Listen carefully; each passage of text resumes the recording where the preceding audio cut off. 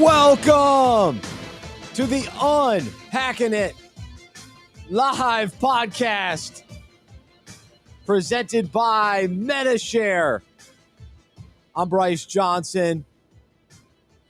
Hope you're doing great on this Monday afternoon. We are coming to you live. I'm in Charlotte. Luke's in Texas. Henry's in Connecticut. And we're glad that you are with us wherever you are. And we are going to be here for the next hour to unpack sports, faith, and life with the Unpacking It community of sports fans. Thanks to everybody listening on YouTube, Facebook, Twitter, LinkedIn. Those of you that listen to the podcast later, anywhere podcasts are found, thank you to all of you. We are so thankful for our listeners. And we're finishing up our first year of doing this live show on Mondays. And so started back in January. And so it's been a fun ride this year and excited to continue to grow and get things better even as we head into next year. And one thing I do want to mention here at the top of the show, as the year ends, because Unpacking It is a ministry, a nonprofit ministry, we have to raise money.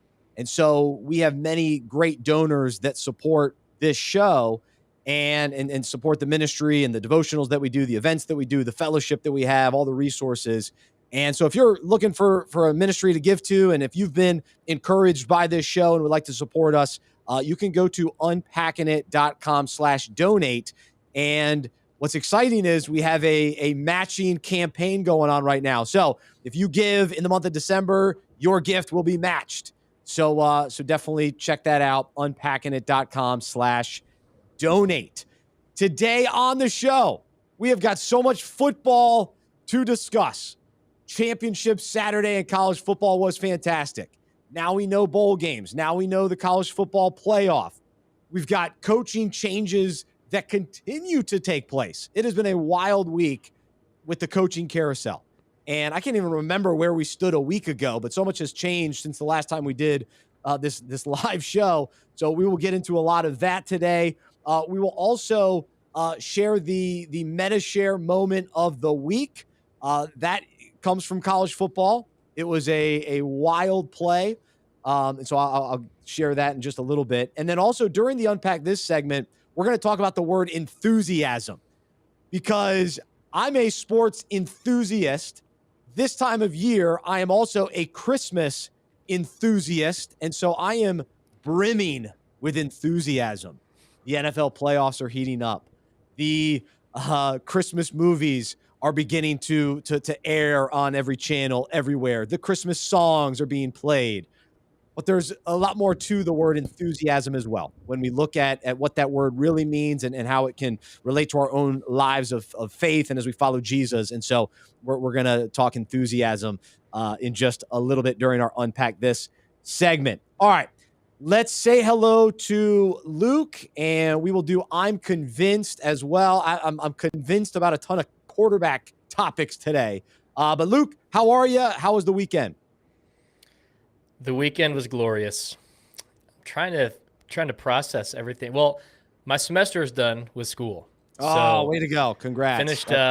Finished my semester. Thank you. You needed that. Yep. So, another semester in seminary. That's right. So right now I don't know what to do with myself. I know objective facts. I will now officially take over chef duties in the kitchen. During semesters, my wife is very gracious to do most of the evening cooking preparations. So now, in between semesters, don't start next semester until mid-January, I'll be chefing it up in the kitchen. So if you have any recipes that you recommend, let me hear them, because I'm all about them. And someone asked me, well, can you cook? I know how to follow a recipe. That's my answer. I know how to follow instructions. That's step one. I can follow instructions. I can measure things. And in my experience, that can get the job done. So so my weekend is recipe preparations, getting the arsenal together, the portfolio, if you will. I like it, man. When we were first married, I liked doing a lot of cooking, and we would cook together and try a bunch of different stuff. So that's a fun season. So enjoy that. Now it's a little bit different. So here's what happened to me on Friday. So Jody was going to make dinner Friday night, this delicious potato gnocchi. That's what it's called. Gnocchi. So it's like a pasta. You know what I'm talking about? Madeline, you talked about last week. I forget. You said you're an apologist of something. I forget who you said you're an apologist of. I am becoming a gnocchi disciple.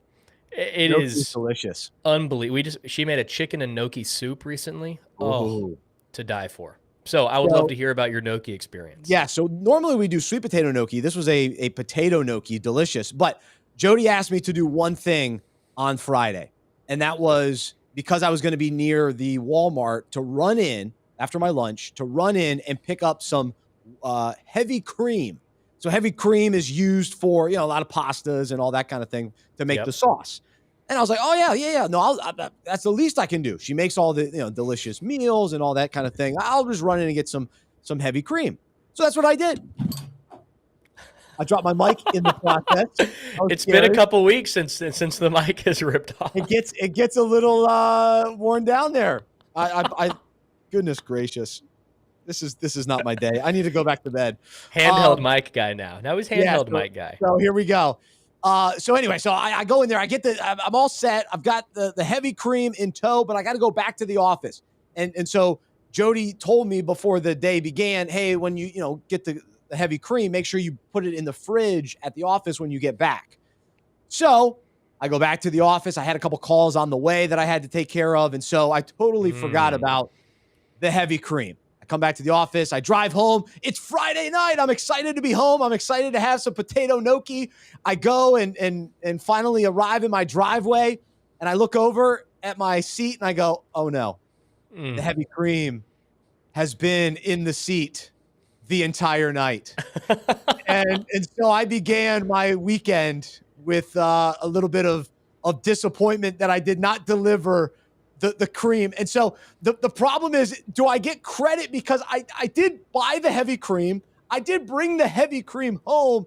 It just wasn't in the fridge for the 3 hours or whatever it was. And so I ended up, it was a debacle on my end. But the positive was, Jody was hanging out with our neighbor, and so she had the heavy cream, and so we were able to bring.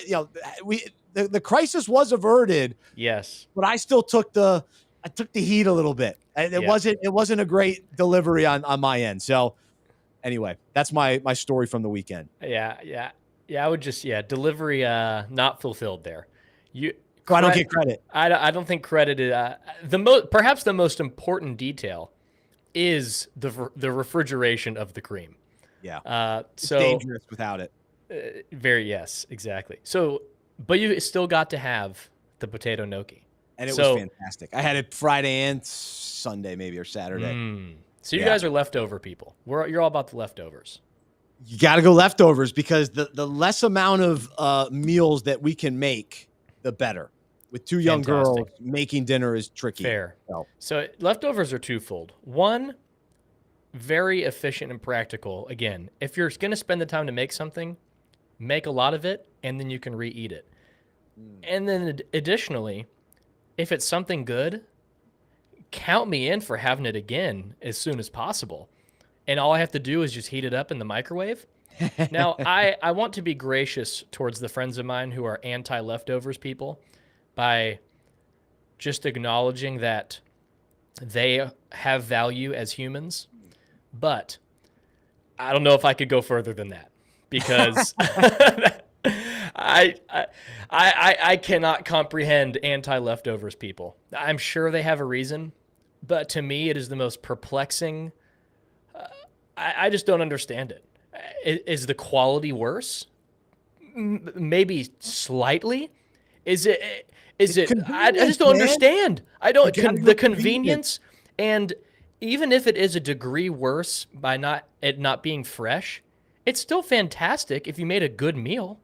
Yeah. So I don't understand it. Especially pasta. I'm all in on pasta. Oh, 100%. Yes. So, yeah, I've embraced, even though I probably used to be on that other side of things, but now married, kids, you got to go leftovers. It's a game changer. Also, frozen pizzas, always a game changer too. If you don't feel like making absolute right, cool. game changer. I'm in. We accidentally stumbled into leftovers because when my wife and I got married, she realized quickly that I eat a lot of food compared to her family growing up, and they just didn't eat. Her family didn't grow up eating as big of portions as I did, and so we stumbled into making a ton of leftovers because now she just makes as much as possible and then some, so that I can have a lot of food to eat. Now, call me gluttonous. I would say it's not quite the route of gluttony, but hey, I got a 6'4", 230-pound frame here, which may need to shave a few pounds off of that. But got to get fed. Nice. There you go. Good stuff. All right, so there's our food talk for the day. All right, so let's get into what we're convinced of. And first off, I watched a ton of football Saturday, a ton Sunday. It was a full football weekend. Maddie was in the man cave. My dad came over on Saturday. My brother came over on Sunday. So it was a ton of fun. What a great time of year for football. And as a football fan, I love quarterbacks. There's no question. They're the ones that really drive football these days. However, I'm convinced that enough is enough with the quarterbacks sliding. Part of me has had enough of quarterbacks running as much as they do, but I'm convinced what we saw on Saturday night with Pickett in Pittsburgh with the fake kneel down, and then he ran for 50, 60 yards for a touchdown. I can't get behind that. Now, I'm not against him because that was an athletic, creative play. You kind of beat the system. But just as a football fan moving forward, the idea that quarterbacks can just run free and not have to ever get touched or tackled, and defenders always have to be so careful. They got to pull up and, oh, no, we can't touch them. We've gone so far beyond protecting the best position, my favorite position, the most important position in football, and it has gotten out of hand. And so we've got to kind of, readjust. And so I'm convinced of this in a big way. And my brother was saying yesterday, he's like, well, we might as well just do two-hand touch for quarterbacks then. But the thing is, what gets me is when quarterbacks slide at the very last minute. To me, if you're going to go toward a defender, then you should expect to get hit. Now, if you run away from the defender, meaning it's wide open space and then you slide and there's nobody around you and no big deal, that's fine. But if you're, pushing the limit, you're trying to get an extra 5-10 yards and you're getting closer to the defense, well, there's not enough time. There's not enough, ability for them to pull up and not hit you in some way. And then I love it. They'll slide right underneath a defender and then get up looking for a call. It's like, how dare you? Yes. It's like, dude. Exactly. You can't have it all. This is ridiculous. And so I'm also convinced, though, where are all the great quarterbacks in the NFL right now? Tom Brady continues to be the best quarterback in the league, which is impressive for him. So that's great. That's all. We give him a ton of credit. Okay, great. We talk about him every week, and we should. He's awesome. But where are the other quarterbacks? I mean, I was looking through yesterday, just some of the leading guys, the leading passers and all that kind of thing. I mean, we're talking Andy Dalton, Kirk Cousins, Tua, Gardner Minshew, Derek Carr, Garoppolo, Teddy Bridgewater. These are the guys that are starting in the NFL right now. So there's a disconnect. And part of me goes back to this running quarterback situation. Now, I think Kyler Murray knows when to run, runs well. Russell Wilson knows when to run, runs well. Josh Allen, some of those guys, they get it. But then there's like this disconnect where we're not seeing enough true pocket passers. I think Justin Herbert is that guy, and that's why we're seeing him succeed the way he is. But I think we're just losing some of that, and the quality of quarterback is struggling. So to me, it's all tied in together, and that's what I'm convinced of today. Luke, what do you think? Well, I will comment on what you're saying. It makes it too difficult on a defender having to guess, is the quarterback going to slide? Like, once you cross the line of scrimmage as a quarterback and you've tucked the ball, I agree. If you slide at the last second and get hit, that just can't be a penalty. Like, if it's a clear slide, then yeah, because sometimes receivers, they'll catch the ball in a slant and just kind of go down, and that's normal. But if you're a quarterback, especially a running quarterback, or has dual threat abilities, and you're sliding at the last second, especially with your cleats up in the air Oh, I towards the know. defender's shins. I It's mean, not the right. defender is in such a disadvantage. They just have to stand here, let you get the yards, because if they dare go for the tackle, they're risking 15 extra yards. So I don't necessarily know the fix, but I agree. I don't know. Once you cross the line of scrimmage, it's got to be fair game. That's what it was in Madden. Playing Madden, you roll out with the quarterback, you cross the line of scrimmage, it is game on. That's It it. is game on. So Yeah, I've talked about Madden before. Madden might just have all our answers here. The way the video game is made might have all of our answers, except for the glitches where you throw left and it comes out the side of your hand and goes out of bounds. But neither here nor there. So I agree with you. It's too much of a disadvantage for tacklers. You just have we no still idea gotta what have the some quarterback's going to defense. do. Yeah, we got to have some toughness, some defense. It's still got to be football. So I like that Pickett did that play because I think it opens up everybody, or it makes everybody aware of, well, Yeah. wait, quarterbacks could do the fake, and that can't be a good thing moving forward. Like, that's not Exactly. great for the game. It was a fun Exactly. one-time thing. So I saw another article, I think For the Win did an article, same kind of thing. Like, great for him, but this can't continue. And so I agree with that. That's what I'm convinced of. What I'm convinced of, I have a little bit of a gripe here with the Dr. Pepper halftime I halftime watched it as well. throw for tuition. And $100,000, right? it's some serious Guy cash. from Duke won. Now, I have waited for change, and I am just tired. I have to be outspoken about this. There's two options. We either have to outlaw the chest pass, or you have to not throw footballs for this competition. The absolute blasphemy that is, it is a football throwing contest into a target to win $100,000. And now every year it has become they're chest passing footballs. No one is even throwing them like a football is thrown. And I'm watching thinking this, and I acknowledge maybe I'm just a tuition halftime show purist where I cannot stand for this. And maybe that's me. Maybe I'm exaggerating. Maybe I'm over the top here. But it doesn't make any sense. Let's give them footballs, but they're going to chest pass it like a basketball. If they're going to do that, just give them a round ball. Don't. It looks so gimmicky and funny and weird that they're just chest passing footballs. Make them throw it or change the ball. I'm tired of it. It's just too. It makes no sense to me. So that is my soapbox. I am so convinced of that today. Apparently, I saw something where like broadcasters can't complain about it. Like Dr. Pepper made a fuss about it, like because it kind of discredits or talks down on it. So there was like a memo about that, which is hilarious. Oh, so anyway, just ridiculous. It just looks ridiculous. Like, what are we doing here? Yeah, it was. It was over the top because they didn't even pretend to throw it. No, at all. No. Yeah, I agree. All right, Henry, what are you convinced of today?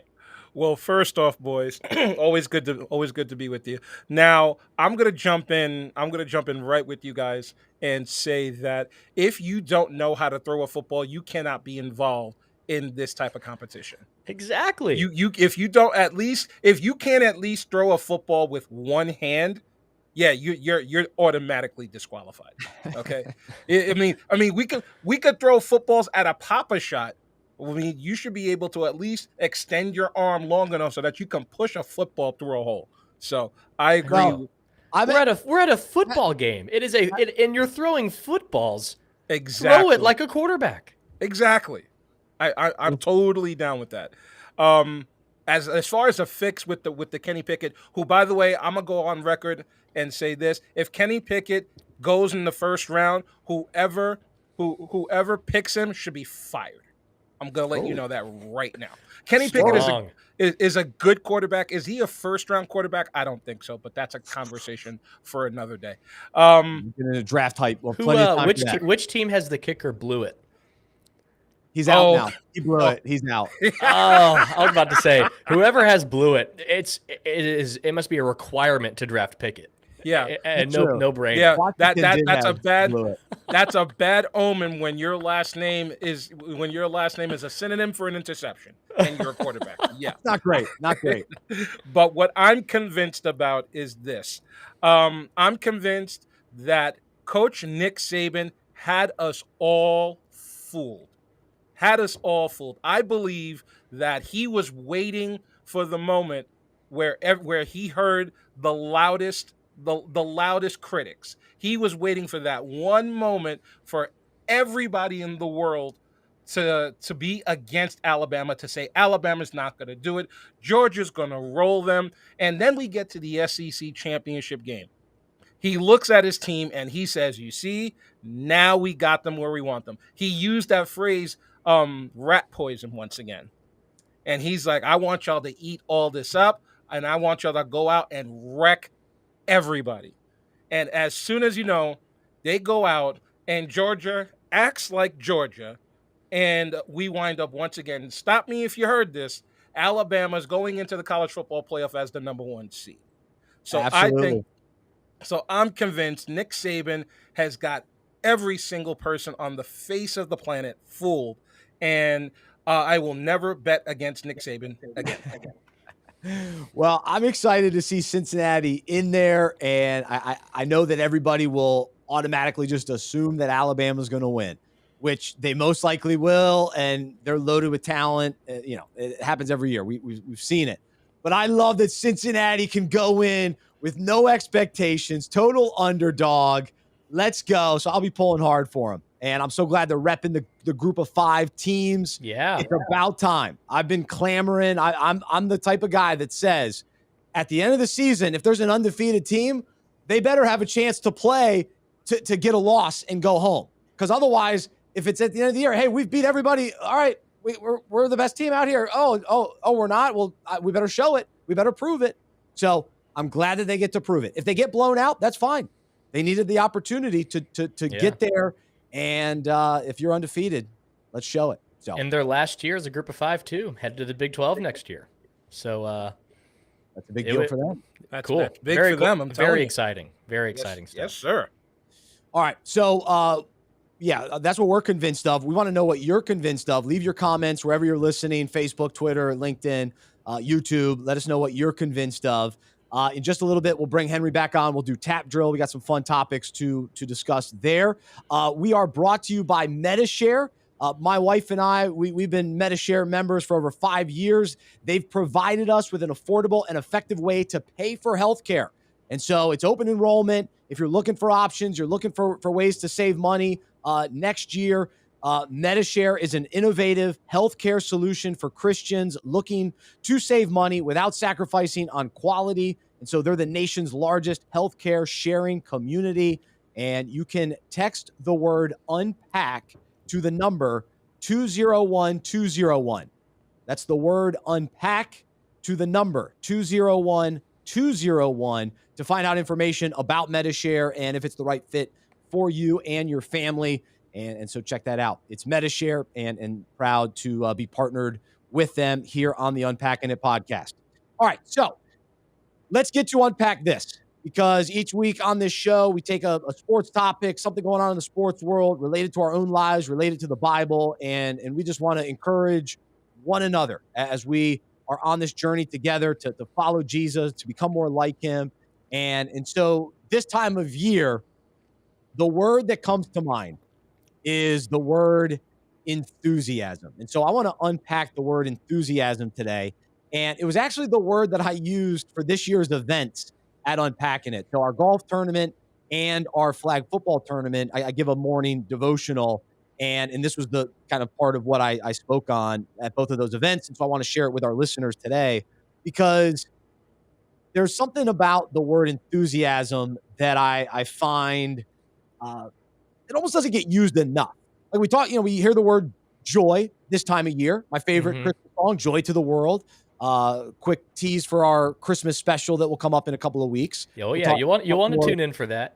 More Christmas songs and everything, but joy gets used, and excitement. I always use the word excitement, and I think enthusiasm has a little piece of both of those words, or represent that.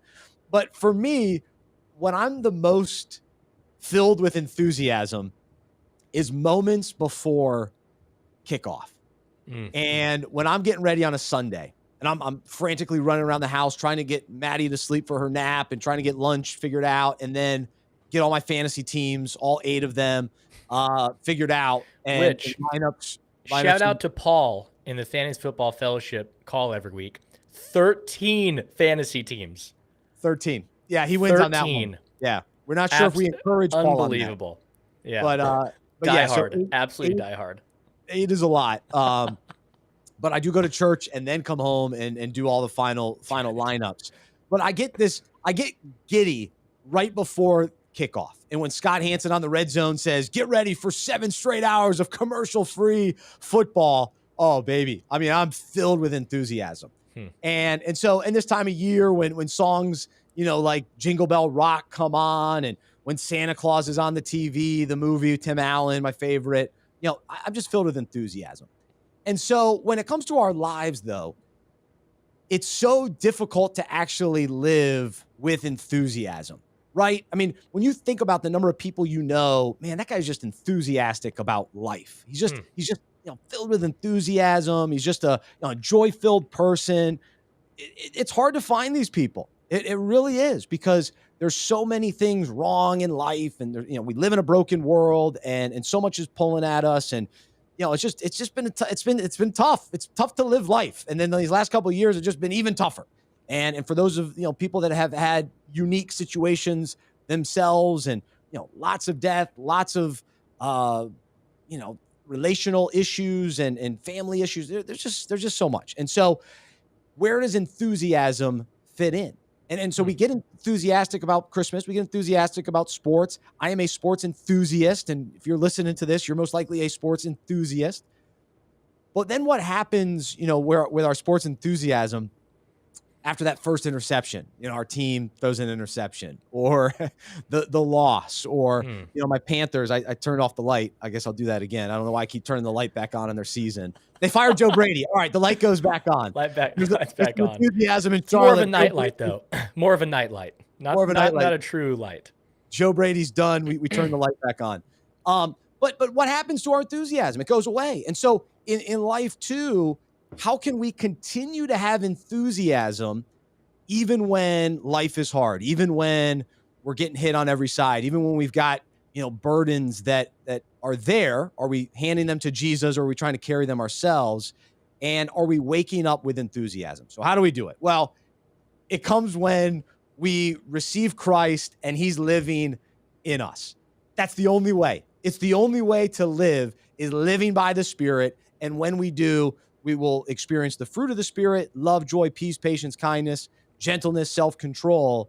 And so I think this isn't an official fruit, but kind of falls into the joy category, is having enthusiasm. And so I read this in the book by Bill Bright. He's the one that created or founded Campus Crusade for Christ, the ministry that I was involved with in college, called Cru now. This is what he writes in the book about the Holy Spirit, which is it's the best book I've read on the Holy Spirit, maybe the only one that's this concentrated. But this is what he says. He says on the word enthusiasm, it comes from 2 Greek terms, en and theos. It means to be in God. Another I've read somewhere else where it says within, God within. And then this is what he says. He says, if I know that Christ is in me and I am in him, if I rightly understand my Christian heritage, my rights as a child of God, my identification with Christ, and the role of the Holy Spirit in my life, I can, as an act of the will, say, I am going to be the kind of person God has called me to be. I am going to be enthusiastic. I am going to be joyful, not as a result of positive thinking, but of supernatural thinking. And so, man, I love this. Wow. I haven't heard that before. It's powerful. So enthusiasm actually started off as more of a religious term that now we use as sort of, excitement and intense passion and that kind of thing, which it's part of it. But when God is within, when we are in God, we are filled with him, which we talked about last week, the fullness of God, which then the outpouring of that is enthusiasm. That we can be enthusiastic that God loves us, that we've been saved, that we can bring this good news to others, and that we can get through the difficulties of life with him in us, and his power in us, his strength in us, his energy that he gives us. That allows us to continue to persevere with enthusiasm. And of course, we're going to be frustrated. We're going to have those times, but we can wake up with this outlook, this mindset of, I'm going to be enthusiastic. I'm going to embrace. There's a level of optimism and hope and positivity that goes into the word enthusiasm. When we start our day watching football, we're optimistic that our team's going to win and our fantasy team's going to win, and we're going to see great games. And so we can wake up each day with enthusiasm. And how do we continue with the enthusiasm? When we acknowledge and by an act of our will, continue to think and meditate and have our mind fixed on Jesus as we follow after him, we're going to be filled with enthusiasm. That's the life that we have in Christ. And so that's the encouragement today. I saw this quote from I'm not a big, I'm going to quote Winston Churchill, but he's fine, whatever. So this is what I found this quote though. It says, success consists of going from failure to failure without loss of enthusiasm. So for those of us that are in work and we blew it here, blew it there. Even Friday night, I told you I blew it with the heavy cream. Well, I could continue to have an enthusiastic weekend, without the loss of enthusiasm. And so let's go to scripture. Romans, it says, never be lazy, but work hard and serve the Lord enthusiastically. Ephesians 6:7, work with enthusiasm as though you are working for the Lord rather than for people. And so that's the other way we do it, is when our mind is, I'm serving the Lord and I'm working for the Lord. I'm living for the Lord. I'm doing this for God's glory. I'm doing this for his honor. I'm doing this out of faithful obedience to him. That's our motivation. That's our effort. Yeah. And I'm doing it with him, with his power, with his strength. And that is then we can do it with enthusiasm. So again, entheos, it means to be in God, enthusiasm. As Jim Harbaugh says, attack each day with an enthusiasm unknown to mankind. That's Jim Harbaugh's famous quote. Harbaugh. As he gears up for the college football playoff.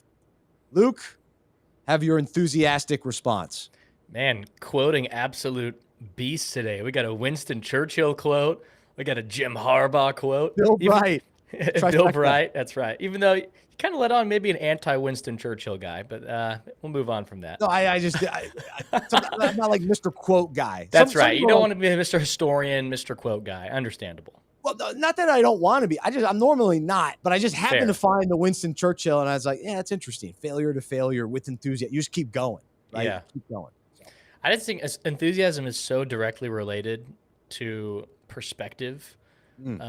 And Phil, one of the guys in the Fantasy Football Fellowship call we have every Thursday, talking fantasy and faith, he always talks about eternal perspective and how freeing that is. And when you're able to take a step away from yourself and think about things in light of eternity, it logically leads to enthusiasm. Like when we think of people in our life who live enthusiastic lives, there's almost like an envy or a jealousy there on, wow, they're living with freedom, the joy, the enthusiasm. They can appreciate the things of life more because of their eternal perspective, because they know they have life in Christ, because they know God is sovereign, because they know that God is going to work all things out for their good, which ultimately is, God decides what is good, so not selfish good. So it's amazing. An enthusiastic life is available, but we have to take a step outside of ourselves, outside of our selfishness and our pride, and look at things in light of eternity. We know that Christ died for us. We know that life is in Christ. The only way to God is through Jesus. And when we're in Christ, like Scripture tells us, death has no victory anymore. Death, where is your sting? We know that we have been adopted into the kingdom of God, which how incredible is that? So I think, man, if we're looking for, man, how can I live more enthusiastically? How can I appreciate the joys of life more? How can I embrace the sufferings more? Let's take a step outside of ourselves and look at things from a perspective of God's sovereignty and his love for us and an adoption for those in Christ.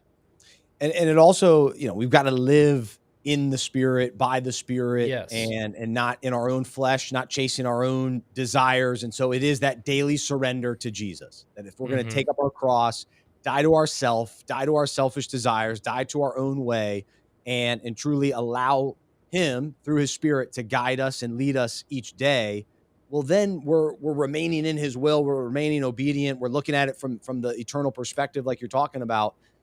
Then enthusiasm will be a byproduct. There's no question. Yeah. That's our approach. And then things that attitude. we once put so much value in, they kind of lose some of their value. And because in light of where true value and worth is.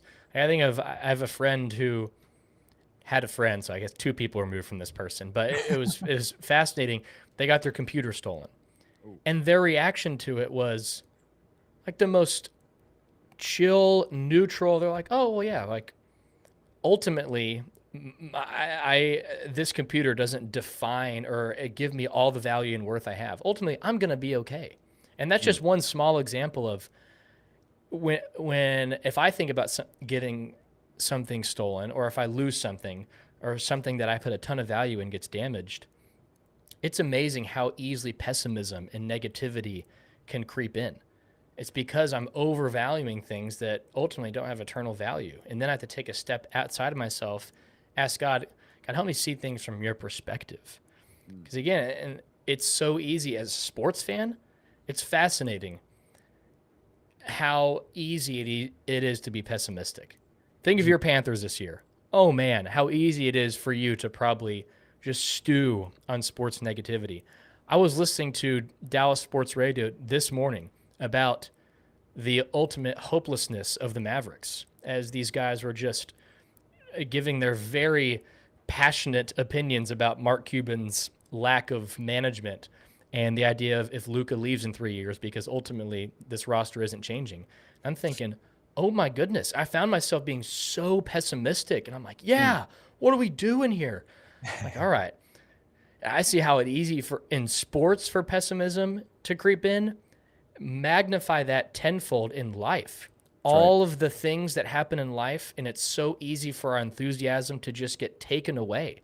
Yep. When it gets taken away so easily, did we really have true enthusiasm? Because it's like true enthusiasm, life in Christ, continues to move forward. It's not something that comes and goes and comes and goes in theory. Of course, in our imperfectness, it does. But as we grow in life in the Spirit and maturity, that enthusiasm, that life in Christ continues to grow, and it's able to overcome, through God's grace, all of the things in life. And we continue to fight off pessimism, which I look to friends and mentors who have that as hope for me as well, especially in times when it's all I can think of is being negative, and enthusiasm seems so far off. Man, no, it's a good word. And yeah, even within the holidays, it's easy to get distracted and just bogged down by all that has to be done. And you kind of lose your enthusiasm, even enjoying this season, because it becomes about the wrong stuff. And it becomes about, we got to get to the next thing. We got to do this or that. And you feel all the pressure of this family member needing this or that, or this event. You got to be there at this time and all that. And it steals your enthusiasm even from this time. But to me, this is such a special opportunity to really showcase true enthusiasm of Christ within as we go about, the next couple of weeks, especially because people are looking and wondering, and we can stand out in a big way right now. So another encouragement for sure. All right. So so you can unpack that, and we'll send out the devotional later today. If you haven't subscribed yet, you can do so, unpackingit.com/subscribe. You can get the devotional in your email inbox. It's written out to read in email form. So the most enthusiastic I got during the football weekend was on Saturday during the Big 12 championship game. Did you watch this, Luke? Were you watching this live? I was locked in. So okay. Let's discuss, because it was wild. Here we go. This is the Medi-Share moment of the week. Big 12 championship, 4th down, Oklahoma State. Here is Sean McDonough on the call. For Oklahoma State, win a conference championship if you score in all likelihood. And perhaps the CFP. Jackson trying to turn the corner, and he did not get there. Jaron McVay raced him to the pylon and made sure he came up inches short. What a call. Oh, my goodness. What? So Baylor What a call. wins. What a play. I mean, Remarkable. where do we even start? I mean, this was the craziest scenario because Oklahoma State was basically trying not to score, kind of. Like, it was like, we don't really want to get in too soon, and then Baylor gets the ball back, so let's milk the time. Well, now all of a sudden they're milking every single down with this idea that on 4th down, we'll just punch it right in, no problem. They were at, 1 yard line or less, and then all of a sudden, the running back pops out, and there's just no room. I mean, Baylor, the defender for Baylor, played it perfectly. And I'm not sure that I've ever seen a game. I'm trying to think back, a game that ended that way with a defensive stop at the 1, running outside like that with so much on the line. Like, this was just such a unique play and scenario, especially Oklahoma State was the favorite to win. They had the college football playoff on the line. Yes. There was so much there. And for Baylor to hang on to the upset, relative upset, not a huge upset, relative upset. Considering Matt Rule left Baylor just a couple years ago, for them to be back on the national stage like this, very impressive. I guess they never coming off really like a 2-win or 3-win season last Oh, year. it was last. Okay, yeah, last year they had a down year. So anyway, it was just an awesome play. I was going nuts. My dad had just shown up. We just walked back down into the man cave. We're watching this play, and it's always fun when you you start your day that way. We haven't even sat down on the couch yet or on the chair. Yeah, oh yeah. So that was fun. So there you go. There's the Medi-Share moment of the week. Text the word UNPACK to the number 201-201 to get more information about Medi-Share and look into if this is a healthcare option for your family. So there you go. It is officially the year of Baylor winning the Yes, NCAA basketball tournament, beating what people thought was one of the best college teams ever in that Gonzaga team. Beat him handily. And then now winning the Big 12 championship in that fashion. I mean, it was 1st and goal within the 5. Oklahoma State runs it on 1st and 2nd down. Then, and no one has any timeout. So there's like 30 seconds left. The game's going to end right here. No one could call a timeout. So 3rd and goal, they run a pass. Incomplete, stops the clock. It's like 20 seconds left. 4th and goal, they run. As soon as he bounced it outside, I thought Oklahoma State was winning. I thought he's got an edge.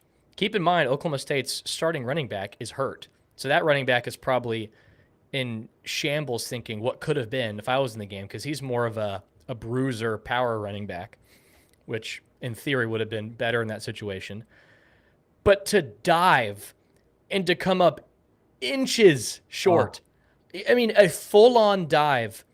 And I had a mix of, I don't know, maybe I just am empathetic or sympathetic, but I love when teams win in great fashion. So part of me is like, wow, to Baylor. What an amazing way to hold on after, in some ways, letting Oklahoma State back into the game.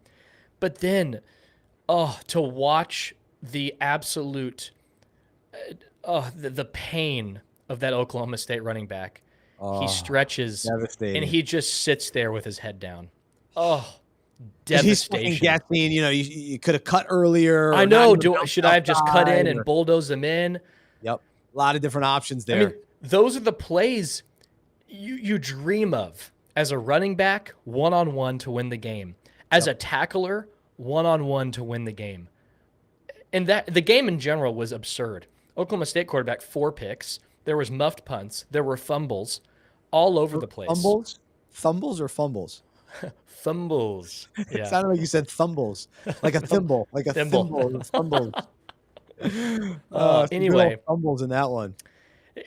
It was an unbelievable game, and now with Texas and OU leaving in the near future, it's anyone's conference. That's right. Is Baylor now going to be the king of the Big 12? It truly is anyone's. I don't know. But cool.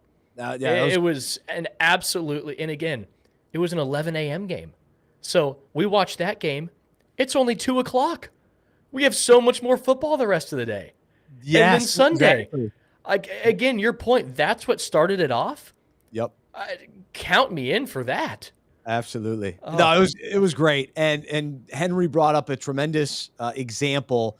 The Rams Titans, when Mike Jones tackled Kevin Dyson at the 1-yard line and the Rams held on to win the Super Bowl. So that was, that's exactly it. I mean, it's been that long. Like, I don't know, maybe there's some other examples here or there, but with that much on the line, with that big of a defensive stop, especially on a 4th down, I mean, just remarkable. But I love that example. And speaking of that Rams Titans game, this segues very well because we are getting excited for the theatrical release of American Underdog, the story of Kurt Warner. And so looks so good.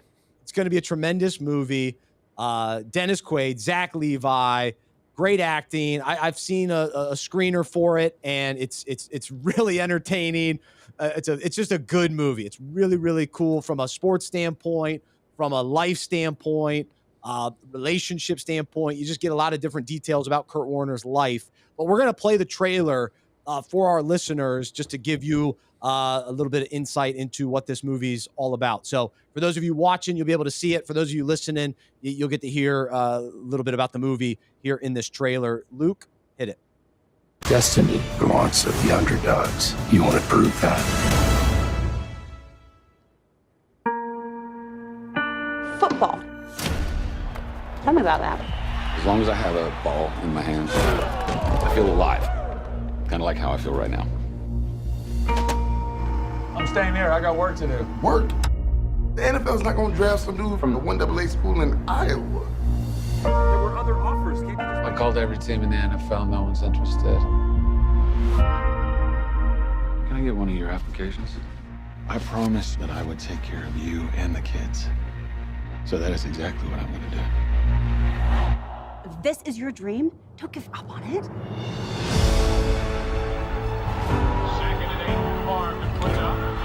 Football. Yeah, they didn't pick me. I pick you. I pick you too. Kurt Warner. You got the whole package, kid. The world just needs more time to see it. He came up with this whole arena concept. Arena football. It's like a circus.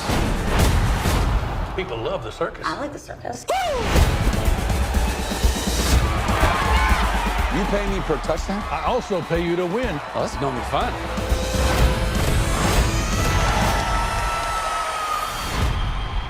Hey, Kurt. We've been trying to reach you. I'm sorry, who are you? I'm with the Rams. This guy's old. Slow as molasses. He's beneath the standards of this franchise. That's what people said about me when I came here. All those years gave you something others didn't have. Made you ready for this moment. Kurt Warner out of the Arena League. It's one of those stories that's too good for the movies. It's perfect. This guy here, he was bagging groceries 5 years ago. You go out there and you show the world what I've known all along.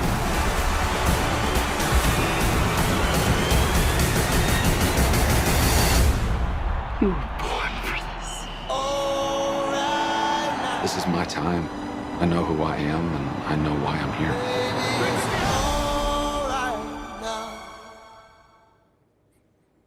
Sweet. There you go. American Underdog, Christmas Day. So it's gonna be a good one. Yeah, I know it's good. It's gonna be a good one for you that you go see it. I was thinking back. I was like, man, what's the best football movie that's come out in recent years? I mean, it probably goes back to The Blind Side, which I liked a lot. But this was almost better than The Blind Side. I think it. Yeah, it's You're right opening in up a ginormous discussion, which we'll probably have to do in another show, later, save it for another the show summer. segment Save it for on the summer. best sports movie. Which I'll tease right now. Coach Carter, in my opinion, that's my favorite sports movie. It's a good one. That's just so underrated. Oh, so underrated. But Channing Tatum, and Coach Carter, phenomenal. Channing Tatum's the guy in that. Oh yeah, that's funny. Gosh, I haven't seen that in a long time.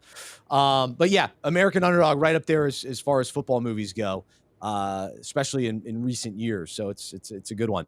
All right, let's talk a little NFL, and then we'll do tap drill.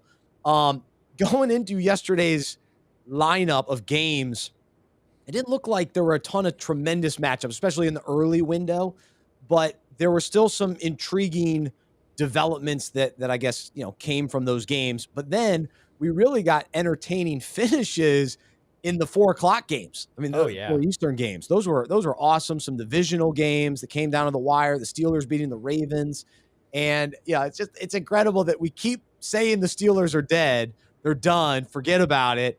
And then they find a way. They get another, a decent speaking win. of exciting finishes, the end of that Steelers-Ravens game. Oh, How my about the gosh. Ravens going for 2? Good for them. Phenomenal for them. Which, if I'm a coach, to have the guts to do that with a whole overtime period available, I don't know. The play was there. If Lamar Jackson had a little more touch, Mark Andrews was walking into the end zone to win the game. Yep.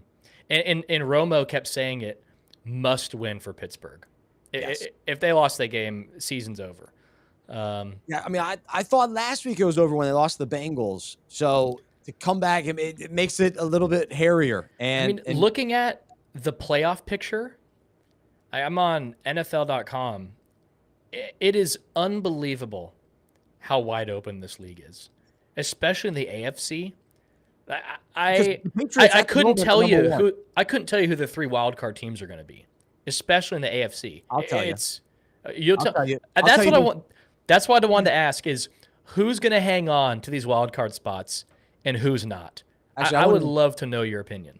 I won't even tell you who's getting a wild card. I'll tell you who's winning their division. The Indianapolis Colts. Let's go. Who's jumping on the bandwagon with me? Like shutout yesterday. I know it's Houston, but still, let's go.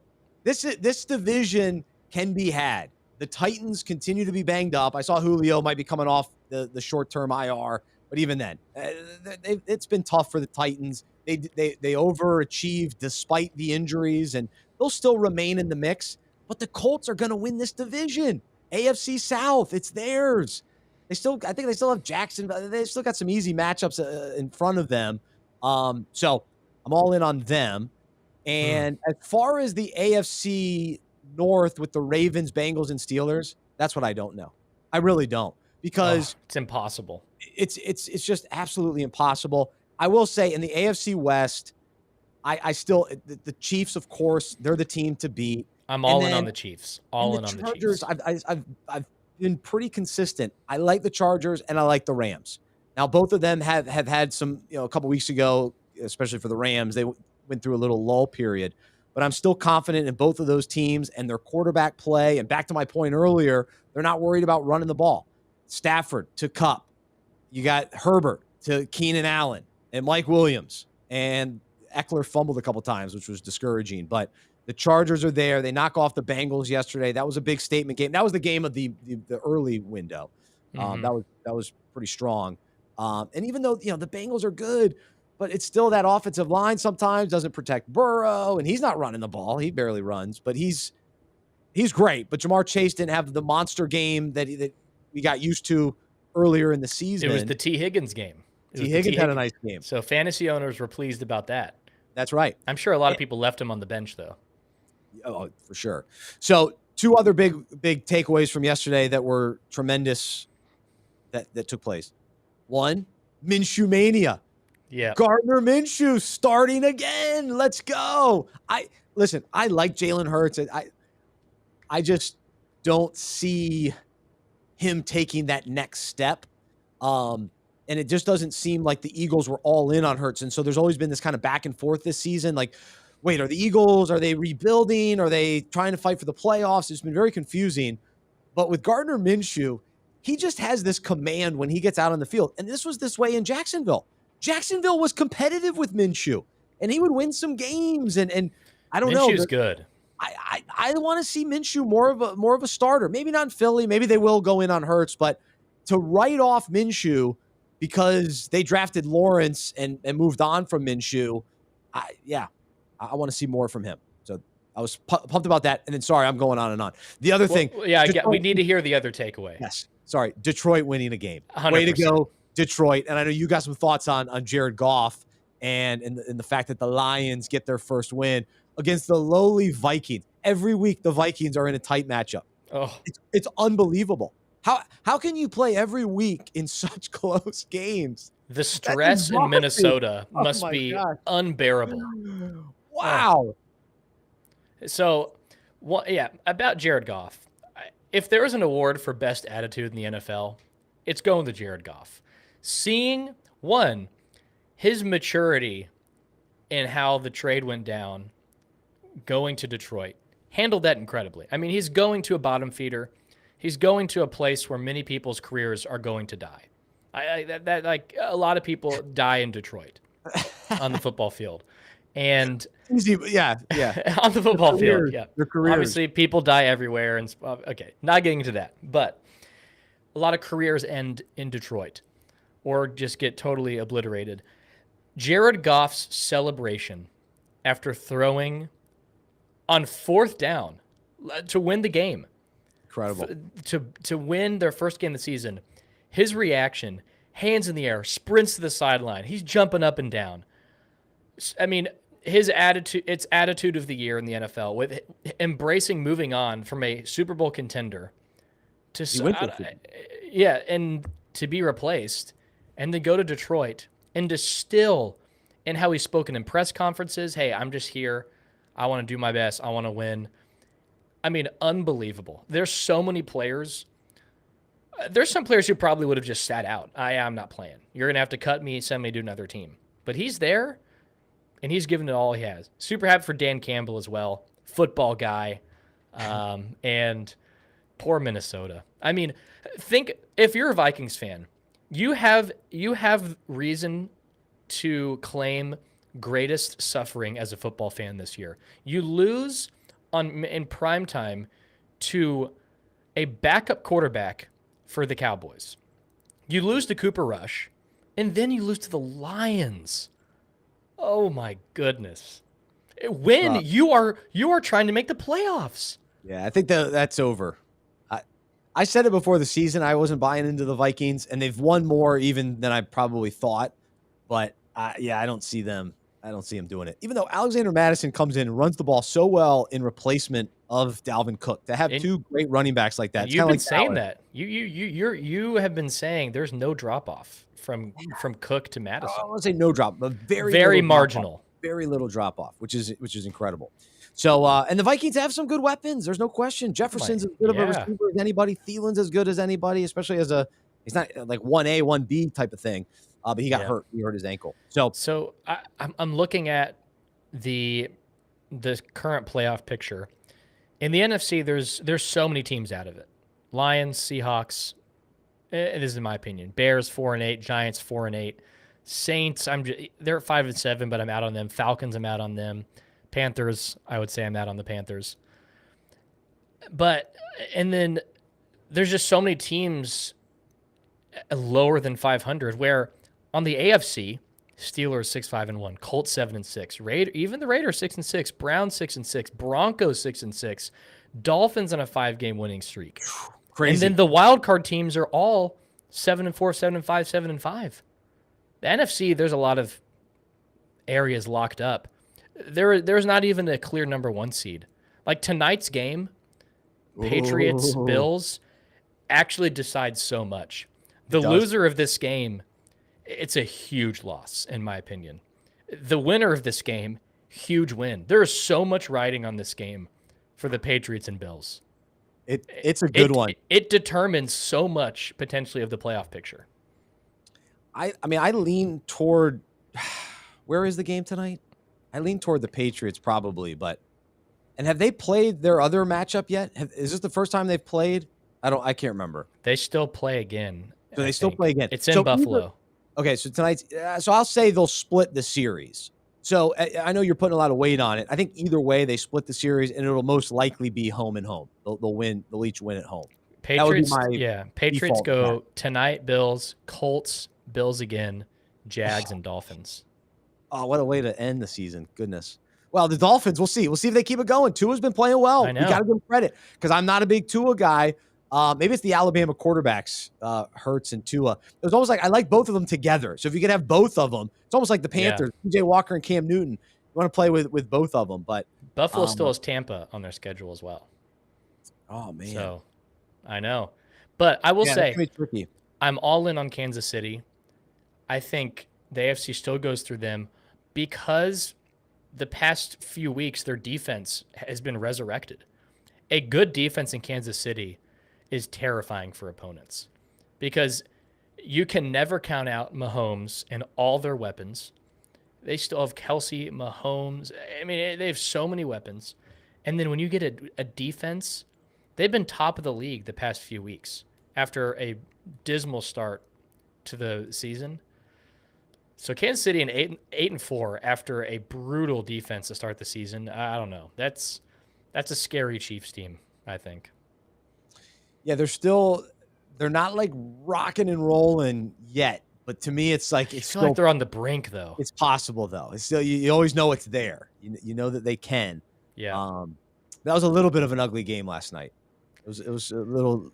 Yeah, like, Denver looked bad. Even though Williams is a great running back, rookie running back, finally got to shine without Melvin Gordon. He's clearly the guy. Clearly the guy in Denver. They'll build around him. But yeah, Teddy Bridgewater just isn't the answer. Jerry Jeudy's a good wide receiver. So Denver has some things in place. It'll be interesting to see how they finish.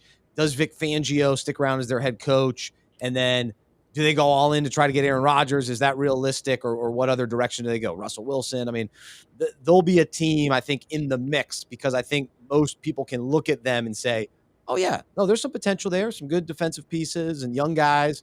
So, yeah, that'll be very intriguing. All right, man, we're running out of time. This time of year, we need a 5-hour show, but we'll finish things up with a little tap drill. And so let's bring Henry back on the show. Some of the other topics we'll try to run through real quickly. And so, Henry, you ask the questions, and we'll respond. Go ahead, Henry BNMA. All right, boys, let's do tap drill rapid fire.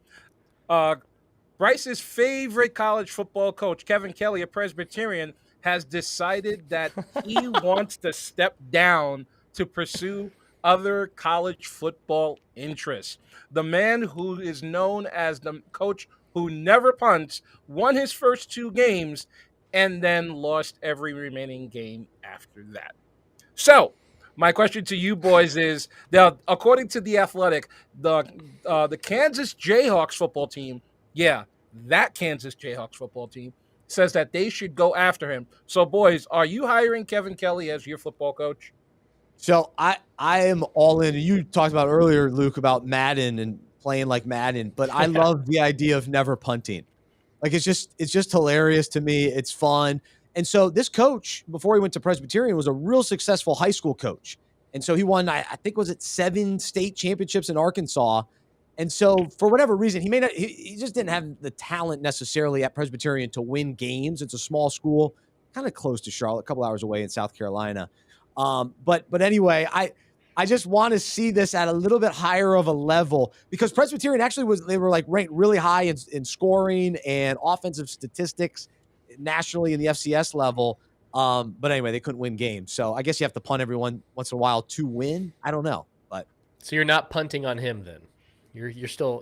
I want to see that. I want to see that strategy continue to play out. Maybe it only works in high school, maybe, but I want to see it with actually talented players. Can you do it? Fair. Now we're seeing in the NFL coaches that go for it on 4th down almost regular, like more than they don't go for it type of thing. Yeah. Chargers kind of leading the way with that. We saw with Baltimore. So I like that mentality, the aggressive mentality. So it's pretty cool. I would say do not bring him to KU because now I'm a Jayhawk fan, if you don't know, and I have to justify, not a bandwagon, been a diehard since the womb because my mom's family's from Kansas. Got the KU clock here, my grandpa made, basketball clock, and we love our coach. And especially beating Texas again this year, let the Jayhawks keep giving their coach a chance. I'm out. I am punting on the Presbyterian coach coming to Lawrence. Fair enough. All right, Henry, what's next? All right, boys. Did you happen to see new LSU football coach Brian Kelly at the pep rally for LSU and his bad Southern accent. Now, mind you, this man So many questions about this. This man is a Catholic from Massachusetts going down to Louisiana, and he's trying to endear himself with the LSU faithful. But I don't know about you guys, but that accent didn't work for me. No, so I want to say this as nice as possible, but I'm not a fan of Brian Kelly. So I've never been drawn to him as a coach. I just don't like his demeanor. It doesn't interest me as a fan. I'm not like, oh man, this guy seems, I want to root for him. So I'm like rooting against him. This is kind of my bent. And so him going to LSU, and this is how he starts. Oh my gosh. I mean, it was awkward and embarrassing. Like, cause it wasn't a full on, it's one thing if you're pretending and you're admitting that you're pretending to use a Southern voice. It's like, hey, what's up, guys? How you doing? Yeah. No, I'm just kidding. It wasn't like that. It was awkward. Like, no, wait, he was yeah, doing. So many questions here. So I just looked. I mean, where do you even start? First of all, just looked it up. He was raised in Boston. So it takes a simple Google search to ring the fraud alert siren. But again, to Bryce's point, yeah, do a fun Cajun Southern accent and then say, yeah, that's my best attempt at that. And then end it there. But to try to trick people into thinking that this is how you talk when it is so easy to confirm otherwise. Like, what are we doing? What an atrocious. I don't even. Just so many questions about it. It doesn't make any sense to me. I know. I think it's a bad start. You don't win. Such a bad start. The press conference, or your career isn't defined by your press conference, but man, it's a bad start. Especially from Ed Orgeron, who had such a unique voice and fit that part of the country so well. I know. You replace Ed O with a man from Boston faking a Southern accent. People are already questioning if he's going to be a fraud at LSU, and now he's guaranteed a fraud in his accent. It just makes from looking at it, it is such a high risk, low reward move by him. I know. I mean, it's not even worth it. They don't even care if he talks like that. I know. Who cares? Now, I will say this. So I have a good one of my best friends. He grew up in St. Louis and then moved to Charlotte. And so we went to high school together and all that. He went to college in North Carolina. Well, anyway, he got married to a real Southern girl, and they live in like a small town on the kind of heading toward the coast of North Carolina. And my friend now talks like he's from the deep South. Like he is all in. So because he lives there, that's all he's surrounded by. And so he's lost his neutral St. Louis, Charlotte accent to now be a true Southerner. Yes. And so I'm not going to say that you can never, change a little bit and become more that way. But Brian Kelly, first 3 days in LSU, and he's already got it. I'm not buying that. So, So to your point, if you slowly develop the accent of the people around, makes sense. One of my buddies, he plays hockey at UConn. Now, if you're listening, Ryan, I have not been fooled that you talk like a Canadian now. And I went up to visit him, and he was talking like his Canadian teammates. I'm thinking, what? This is not how you talked in middle school and high school. But he's been up there for years, and he's been surrounded by a ton of Canadian teammates on his UConn team. Makes sense. But I went to middle school with a guy from England, born in England, raised in the U.S. Sixth grade, American accent. Came back after the summer in seventh grade, British accent. And committed to it. He went all in. Oh, my gosh. Everyone's saying, you don't talk like that. He didn't budge. He didn't flinch. He stayed true with it. But again, with the Brian Kelly thing, coming in guns a-blazing like that, that's just absolutely absurd. I saw it on PTI on Friday. It was so funny. But, you got to give yourself time to at least get indoctrinated into the environment before you could try to pull off an accent. Which reminds me, boys, you guys have got to come to Brooklyn. You guys spend a week in Brooklyn, New York. You're going to be going back home talking about forget about it. Forget I'm telling about you. it. Forget about it. I would fake accents when I worked at a grocery store in high school. I was like, I got to find some ways to pass the time here while I'm sacking groceries.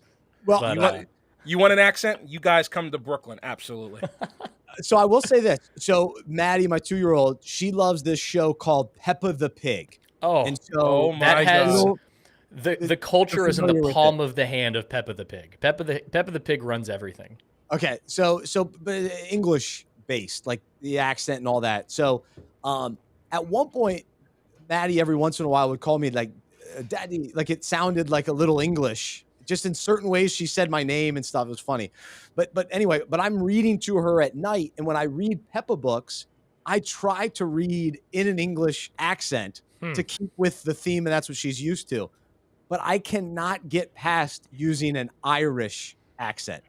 Like, it's just, that's what it sounds more like. And Maddie doesn't complain, but I know that I'm not all in on the English. I can't nail it. I can't nail the English tea and crumpets. I can't get there. She's ends giving up you being more bad Irish. reviews. It's like Irish. It's Irish. More like that. So it's Rory McIlroy. It's a little harder. It's Daddy Pig. So I'm trying That's not my bad. best. That's not bad. Pretty good. Daddy Pig. Daddy Pig. We got to do it. We got to do it last week doing our Dickie V impersonations. We need an Irish and Dickie V crossover. Oh, That's my even God. possible. He's a PT player. He's a diaper dandy. And on that note, we're going to hit this one last tap. In the world of college coaching, or as we call it, as the world turns, yet another college coach gets fired. Mainly, Mario Cristobal gets fired from the University of Oregon and immediately goes cross-country, about as cross-country as you can get, and gets hired by the University of Miami. But that's not the story, guys. The story is that Oregon wants their ex back, in particular, Chip Kelly. So, boys, my question to you is this. Have you ever taken back an ex?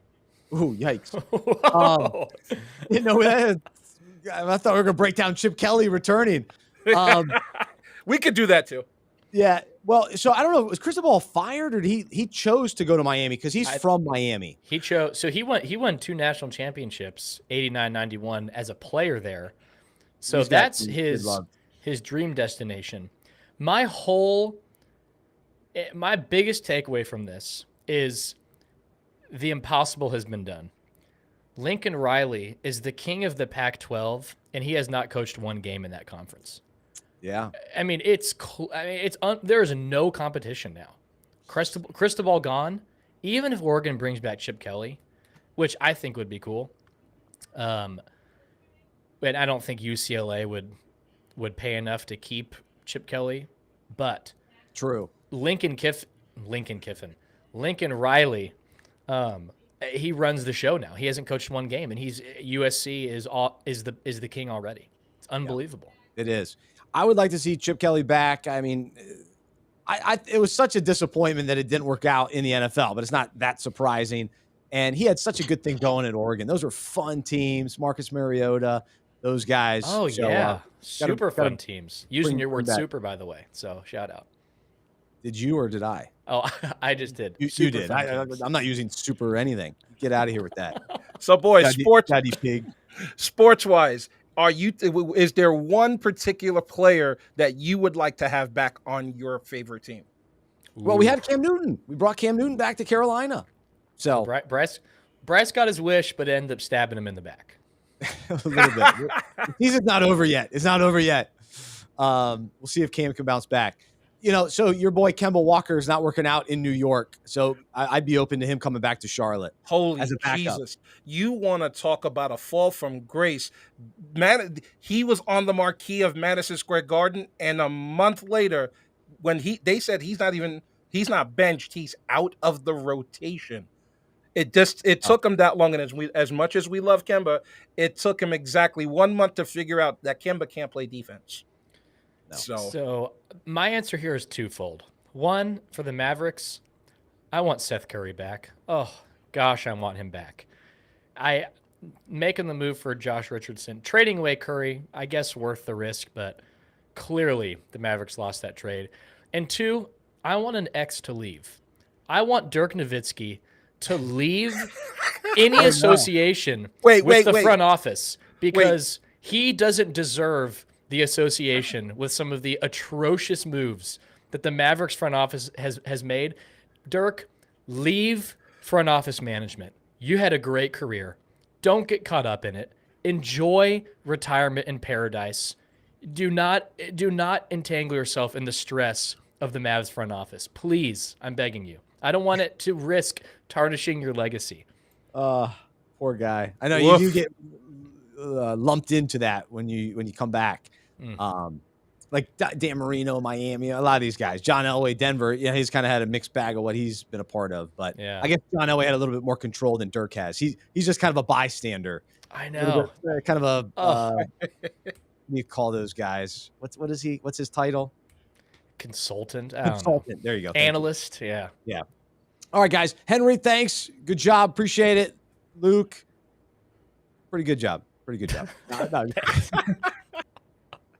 No, great show. That was fun. It was awesome. Thanks to everybody listening. Great comments. Just keep that going. We love that. And so it's fun to do this live. Thanks to everybody that listens later as well. Thanks to everybody that supports this show financially. Thanks for all your donations.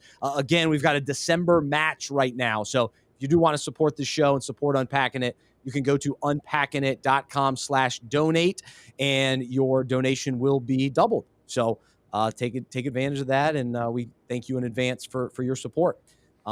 Just got a donation in the mail today from one of our loyal listeners. And so very grateful for that as well. Very encouraging. So we'll keep going here on the show. And we do this with you as our listeners. So it's a fun opportunity to be together each week.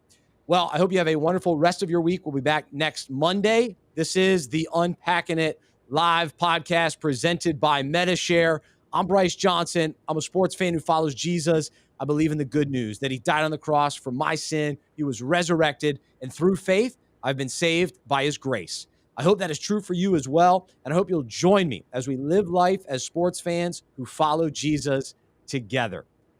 Let's do it enthusiastically. That's the word of the day. Enthusiasm. Let's live with enthusiasm. God within. When we have God within us, we can live with enthusiasm. So you can unpack that. Have a great rest of your day. This has been the Unpacking It podcast presented by Medi-Share.